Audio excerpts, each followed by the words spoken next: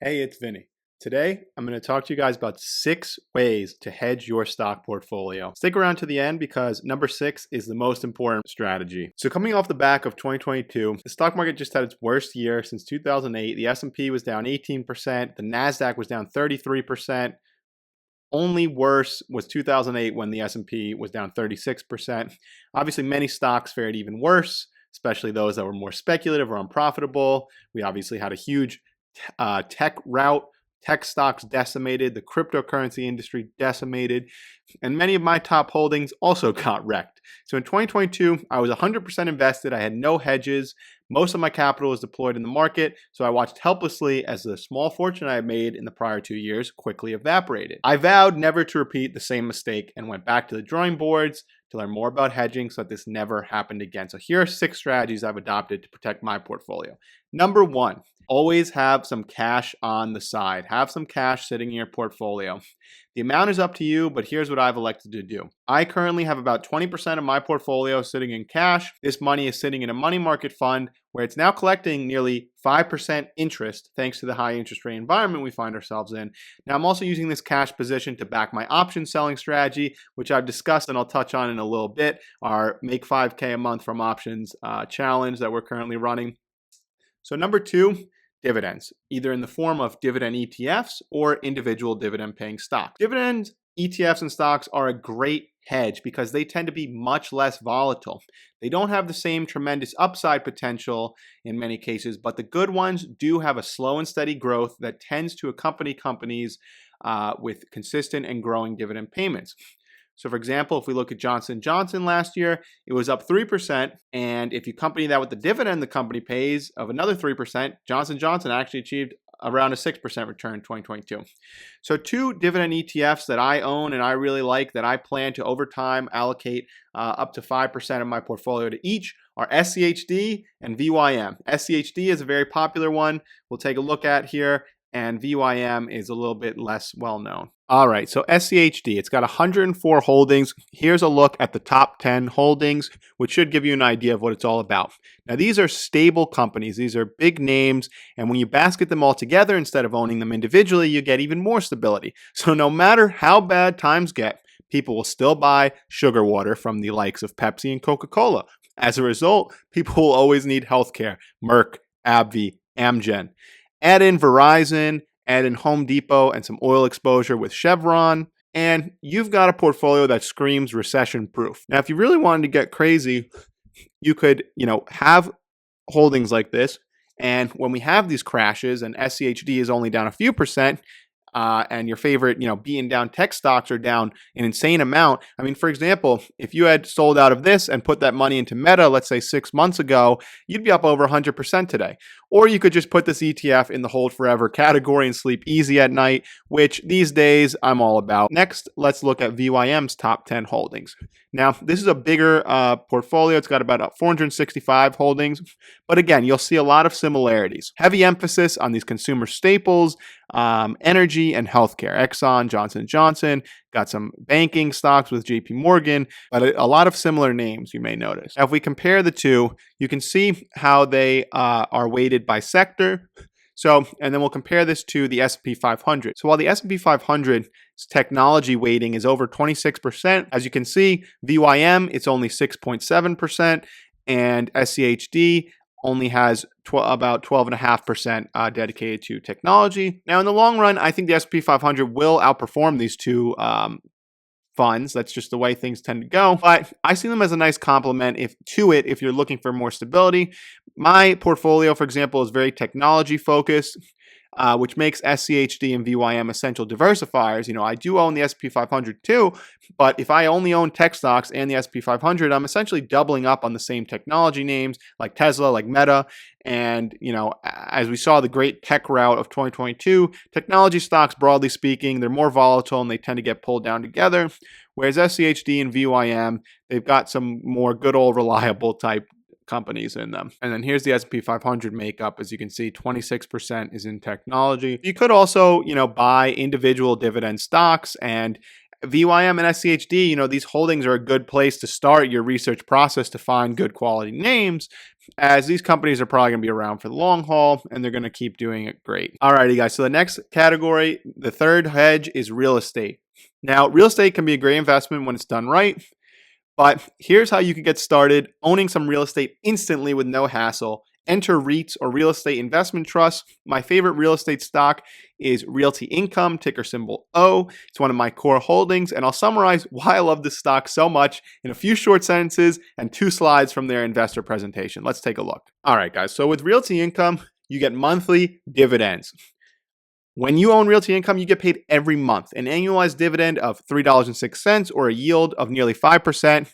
So if you divide that number by 12, you're getting over 25 cents a month per share that you own. So if you owned 1,000 shares of Realty Income, you'd get $255 a month to sit on your butt and do nothing. Now, there's sector-specific REITs as well, for everything from storage, commercial warehouses to cell towers, but I really like the diversity you get with Realty Income as pictured below. As you can see, they're diversified amongst all of these industries that are consumer staples. You also get geographic diversification. They're in the US mainly, and then they've got some UK exposure of around 10%. And they've got a high quality portfolio. You know, all these names, again, companies that are not going anywhere, right? Walmart, CVS, Dollar General, Walgreens, the list goes on. You can take a look here. So I really like the diversity this gives, and it gets you some exposure to real estate if you don't have any. Now, in addition, this company has outperformed the S&P 500 since it went public in 1994. Its compound annual total return is 14.6%, beating the S&P 500 over that time span. Okay, they're growing their dividend, 4.4% compound annual dividend growth rate since 1994.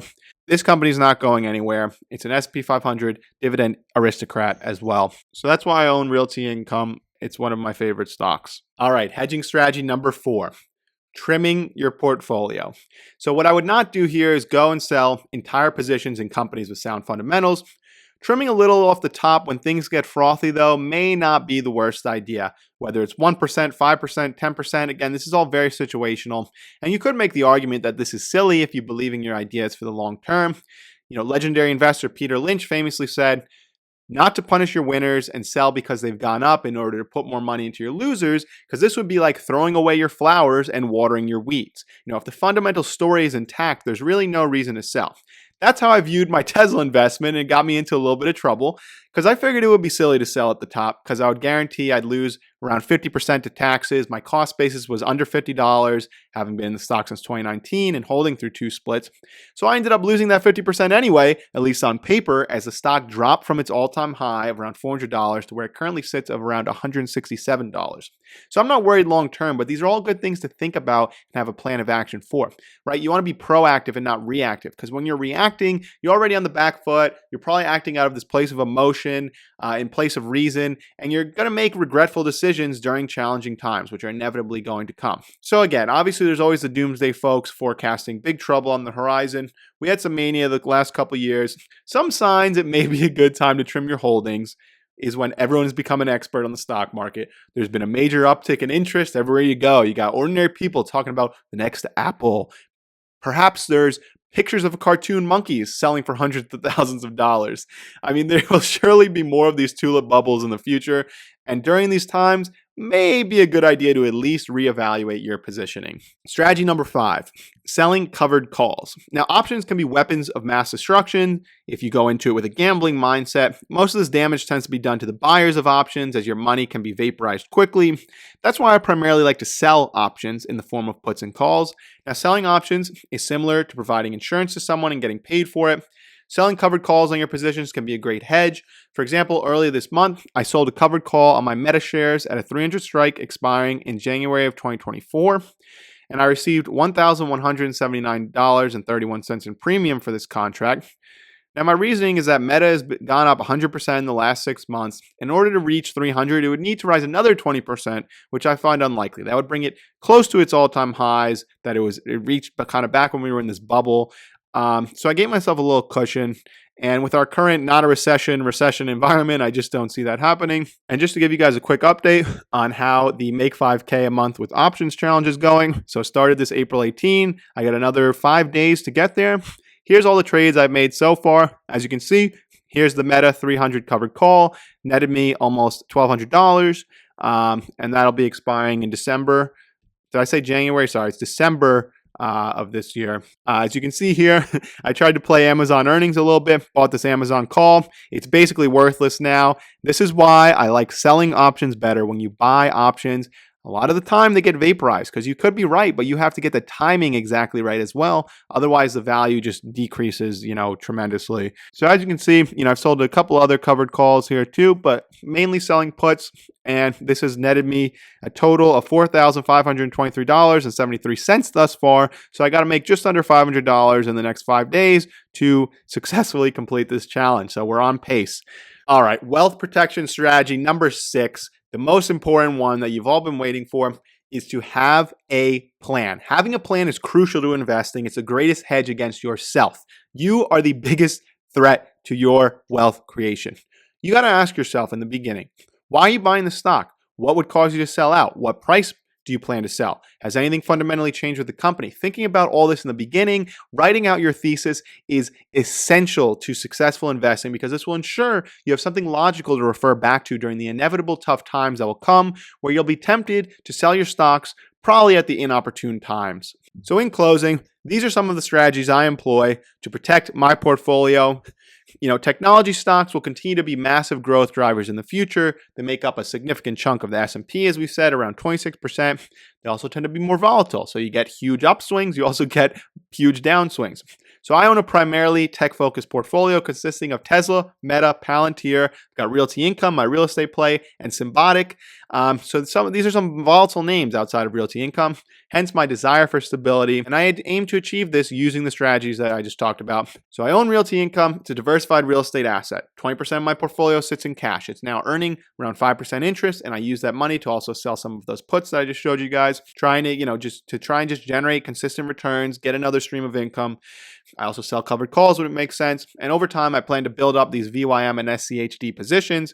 So the next time we find ourselves in tulip mania, you may want to think about your positioning, consider trimming. Next time we have cartoon monkey JPEGs or something equally idiotic selling for an insane amount of money, I will probably consider trimming my portfolio a bit or at least reevaluating. So let me know in the comments below. Do you believe in hedging? What are your favorite hedges? Let us know in the comments below. If you enjoyed the video, don't forget to like and subscribe. You can also check me out on Substack. The link is in the description below and on Twitter. This is Vinny from the Investment Club, and I'll see you guys next time.